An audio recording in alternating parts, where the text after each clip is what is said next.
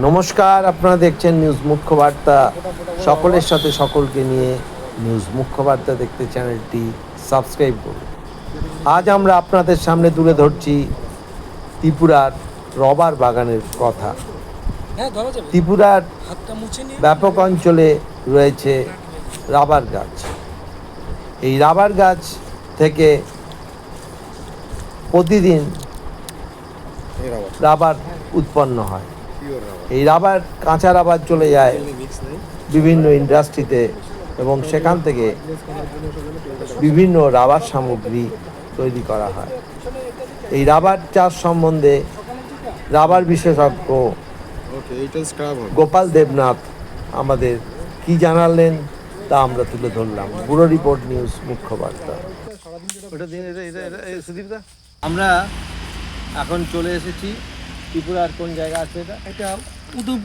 উদয়পুরের কাছাকাছি একটি রবার মানে যেখানে রবার গাছ রয়েছে, প্রচুর রাবার চাষ হয়। এখানে রাবার গাছের চাষ হয়, রাবার রস গাছ থেকে এখানে রাবার গাছ তো প্রাকৃতিকভাবেই এখানে হয় এবং সেই রাবার গাছের থেকে যে প্রাকৃতিক রাবার কিভাবে গাছ থেকে কেটে বার করা হয় সেটা আপনারা দেখাচ্ছি।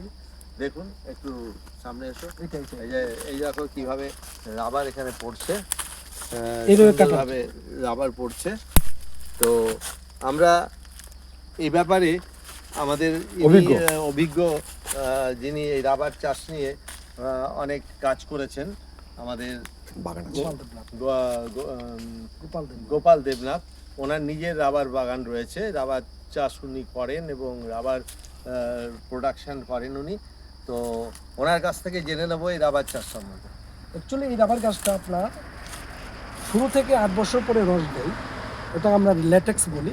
তো ল্যাটেক্সটা সকালবেলা যেটা হয় ওটাকে আমরা ফর্মিক অ্যাসিড দিয়ে এটাকে একটু শক্ত করে নিই, তারপর এটা প্রসেসিং করে রৌদ্র শুকাই, তারপর এটা একটা স্টেজে পৌঁছে। এখনই যে রবারটা হচ্ছে এটা বিকেলে যেটা হচ্ছে ওটা স্ক্র্যাপ হবে, ওইটা রাবারের শিট হবে না,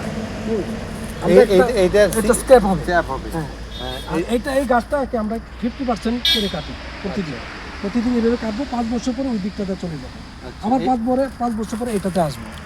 হ্যাঁ, এভাবে 30-35 বছর একটা গাছ থেকে 30-35 বছর রাবার নেওয়া যাবে। এই যে চামড়াটা আছে না, ওটার থেকে রস বেশি যায়।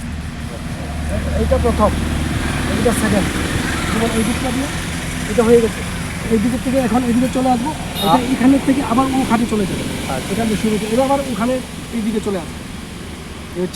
এইভাবে রাবার জিরো থেকে। আচ্ছা, এই রাবারটাকে কোথায় নিয়ে যাওয়া হবে? কারখানায়? হ্যাঁ, কারখানায়। রসটা ওটাকে এরকম 4 কোণায় ট্রে আছে, ট্রের মধ্যে ঢালবো, ফর্মিক অ্যাসিড দেবো। আচ্ছা, আধা ঘন্টা পরে এটা একটু শক্ত হয়ে যাবে, রাবারের মতো হয়ে যাবে। ওটা কাঁচা মাল হবে। ওইটা কাঁচা মাল না, তারপর এটাকে রুল করে আরো পাতলা হবে, তারপর রোদ দিয়ে দেবো বা কেউ স্মোক হাউজে দিয়ে। তারপরে ওটা আমরা ডিলার আছে ত্রিপুরাতে, ডিলারের কাছে দিকে ওটাকে কলকাতা বা মহারাষ্ট্রে বিভিন্ন স্টেট। মানে এই রাবার থেকে কি কি জিনিস প্রোডাকশন হয়? হাজারো আইটেমস।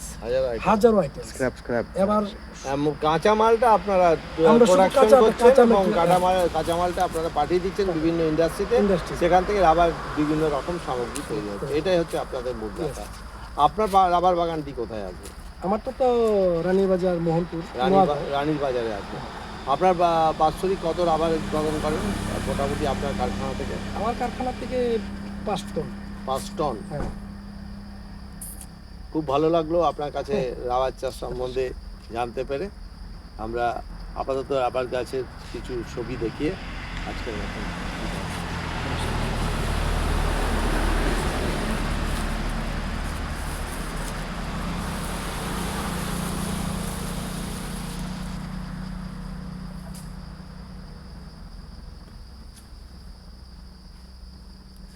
এইগুলো পাত্রগুলো